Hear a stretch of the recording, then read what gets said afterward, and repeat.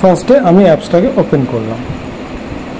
Open করার পর এই যে এখানে গ্যালারি যে অপশানটা আছে, গ্যালারি অপশানে যাবো, গিয়ে যে ছবিগুলো সিলেক্ট করতে হবে সেগুলো আমি সিলেক্ট করব। ছবিগুলো কীভাবে সিলেক্ট করবে, 1 2 3 4 কী হবে, প্রথমে ডেথ সার্টিফিকেট, যিনি মারা গেছেন তার ডেথ সার্টিফিকেট, তার আধার কার্ড, যিনি টাকাটা ক্লেম করছেন তার আধার কার্ড, তার ব্যাঙ্ক পাসবুক। যদি ভোটার কার্ড থাকে ভোটার কার্ড ওই পরপর সিলেক্ট করে নেব। এবার যে অপশানটা এসছে, এই অপশানে যে কোনো ছবিকে আমরা যেভাবে রোটেশনে সেভ করতে পারি। ব্যাকগ্রাউন্ডে বাড়তি ছবি নেবো না, এইভাবে ক্রপ করে নিলাম। ফার্স্টে ডেথ সার্টিফিকেটটা ক্রপ করে নিলাম। সেকেন্ডে আধার কার্ডটা আছে, আধার কার্ডটা আমরা পুরোটা নেব না, কিছুটা নেব, ক্রপ করে নিলাম। ঠিক আছে, বাড়তি ছবি রাখবো না। 3 নম্বরে যে নমিনির আধার কার্ডটা রয়েছে এটাকেও আমরা ক্রপ করে নেব। ঠিক আছে, 4 নম্বরে যে ব্যাঙ্ক পাসবুকটা রয়েছে অটোমেটিক দেখো ওরা নিয়ে নিয়েছে ক্রপ। ঠিক আছে, এবার আমি কি করব, ডান অপশানে যাব, সিলেক্ট করলাম।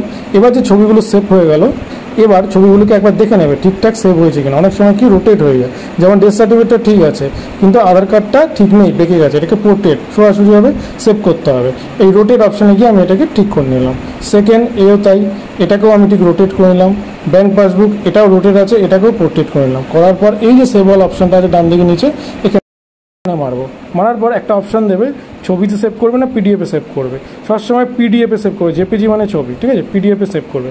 সেভ মারার পর অটোমেটিক দেখো এই অপশানে ও কিন্তু সেভ নিয়ে নিয়েছে। এবার এখান থেকে চাইলে আমি নাম চেঞ্জ করতে হবে, যেটা ক্লায়েন্টের নাম আছে, যেমন এই ক্লায়েন্টের নাম আছে মিটু রয় বলে সেভ করে নিলাম, করে ওকে। ঠিক আছে, এবার আমাকে কি এটা শেয়ার করতে হবে। এই শেয়ারে যাব।